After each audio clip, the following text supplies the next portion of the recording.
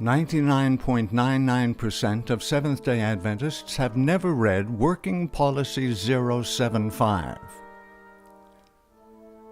World's Last Chance believes that no genuine follower of Yahuwah will remain a member of the SDA Church after reading the 1926 GC Working Policy 075 and understanding its dire implications, for in this policy the SDA Church forfeited and even betrayed the very reason for its existence. It was in 1924 that John Norton Lowbrow passed away. Satan wasted no time. Just 2 years after the passing of this last faithful pioneer of the SDA Church, in 1926, the General Conference adopted Working Policy 075. We recognize those agencies that lift up Christ before men as a part of the divine plan for evangelization of the world, and we hold in high esteem Christian men and women in other communions who are engaged in winning souls to Christ. 11 years after the death of Ellen White, this policy was embraced. The epitome of all previous profanity from within that conference, this satanic coup d'etat was campaigned for and then received without a whimper at the heart of Christ's remnant. According to the GC, all agencies that lift up Christ upon Yahweh's earth are held in high esteem. Since there is not a single Christian denomination or society that does not lift up Christ, otherwise it will not claim to be Christian, the GC's Working Policy 075 is confirmation that as far back as 1926, the Seventh-day Adventist Church rebelliously adopted a course opposite the one established and embraced by the pioneers and the founders of the Church. Their leaders, having chosen to adopt this policy, which extends to all Christian denominations who lift up Christ as part of the divine plan for the evangelization of the world, includes the Jesuit order of the Holy See. These not only seek the salvation of mankind, but as well seek the demise of all who will not follow after their chosen principles, that is, of the Society of Jesus. Their unique teachings are mostly found to be non-Christian pedagogics. Yes, according to the GC, this is what Working Policy 075 was all about.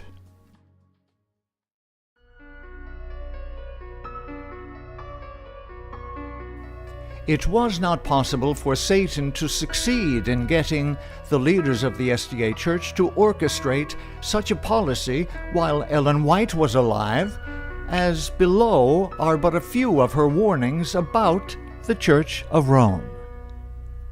Shall this power, whose record for 1,000 years is written in the blood of the saints, be now acknowledged as a part of the Church of Christ? Protestants have tampered with and patronized popery. They have made compromises and concessions which papists themselves are surprised to see and fail to understand. Men are closing their eyes to the real character of Romanism and the dangers to be apprehended from her supremacy. The people need to be aroused to resist the advances of this most dangerous foe to civil and religious liberty. What were the fruits of this diabolical working? The fruits of this policy abound in wickedness, but we will mention just a few detestable examples. The unbelievable report of Arthur Maxwell, former editor of Signs of the Times, after attending the Ecumenical Vatican II Council in Rome. This report may be very offensive, so reader discretion is advised. First, the friendliness of the welcome. You see, I've been there several times, that is, to Rome. Always a sort of an iciness there, but not anymore. Not anymore. And it was evident in so many ways. For instance, in the giving of these press passes. Brother Marvin E. Lowen was there from Religious Liberty, Brother Raymond F. Cottrell from the Review and Herald, Brother Bert B. Beach was there from Northern Europe, and I was there from the Signs, and provided you had a good reason for asking for a pass, you got it. If you were an editor or a correspondent for a real newspaper, they gave the pass, and they gave them to people of all faiths. Here, 4 Adventists got these passes. I thought you would like to see mine, the press pass. It's the only document I have which has the cross keys and the Triple Crown on it. I sat closer to the Pope than any of the cardinals. I was only 40 feet away from him for 3 or 4 hours, and I had the clearest view, just as clear as some of you 40 feet away.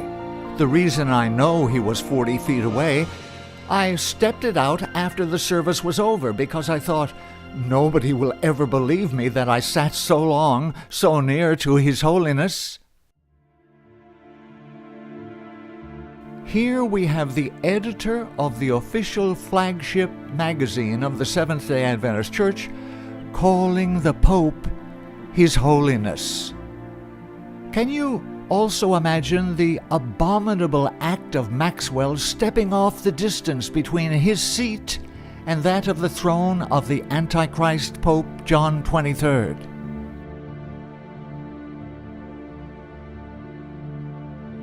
In 1973, Bert B. Beach, a high-ranking General Conference official, co-authored a book with Lucas Vischer, Secretary of the World Council of Churches. The title of the book, So Much in Common Between the World Council of Churches and the Seventh-day Adventist Church. The book was published by the World Council of Churches, Geneva, Switzerland, 1973. The SDA Church in 1973 admitted that there is much in common between the teachings of the Church then and the fallen churches of Babylon.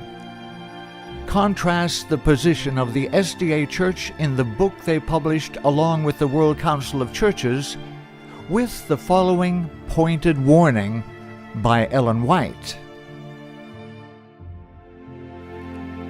Those who engage in the solemn work of bearing the third angel's message must move out decidedly and in the Spirit and power of God, fearlessly preach the truth and let it cut. They should elevate the standard of truth and urge the people to come up to it. It has been lowered down to meet the people in their condition of darkness and sin. It is the pointed testimony that will bring up the people to decide. A peaceful testimony will not do this. The people have the privilege of listening to this kind of teaching from the pulpits of the day. But God has servants to whom He has entrusted a solemn, fearful message to bring out and fit up the people for the coming of Christ. There is as great a difference in our faith and that of nominal professors as the heavens are higher than the earth. In 1977, Pope Paul VI rewarded B.B. Beach for his book with a private audience. In appreciation of this privilege, this historic concession by the Antichrist, the SDA Church presented the Pope with a gold medallion. Here is how this traitorous act by the SDA Church was reported. In connection with a recent consultative meeting of secretaries of World Confessional Families held in Rome, B.B. Beach, Secretary of the Northern Europe West Africa Division, one of the 15 participants and the only Adventist in the group, presented a book and a medallion to Pope Paul VI on May 18th. The medallion was a gold-covered symbol of the Seventh-day Adventist Church.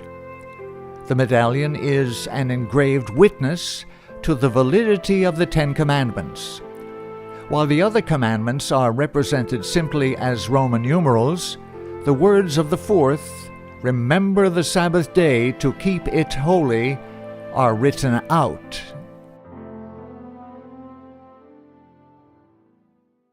To further please Pope Paul VI, the SDA Church, when quoting the Sabbath commandment on the medallion that was presented to Pope Paul VI, removed the seventh day from the text and quoted the commandment in the same way it is quoted in any Roman Catholic catechism. For more information about the extent of the rotten fruit that the SDA Church has harvested since the adoption of General Conference Working Policy 075, please visit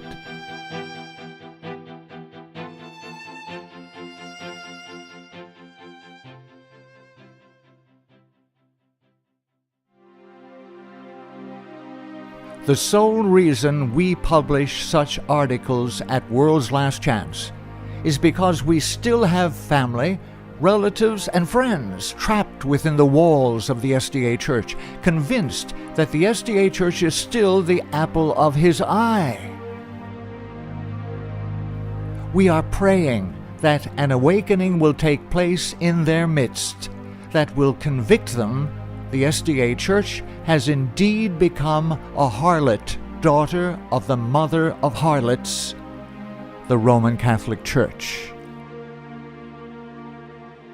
In amazement, they hear the testimony that Babylon is the church fallen because of her errors and sins, because of her rejection of the truth sent to her from heaven.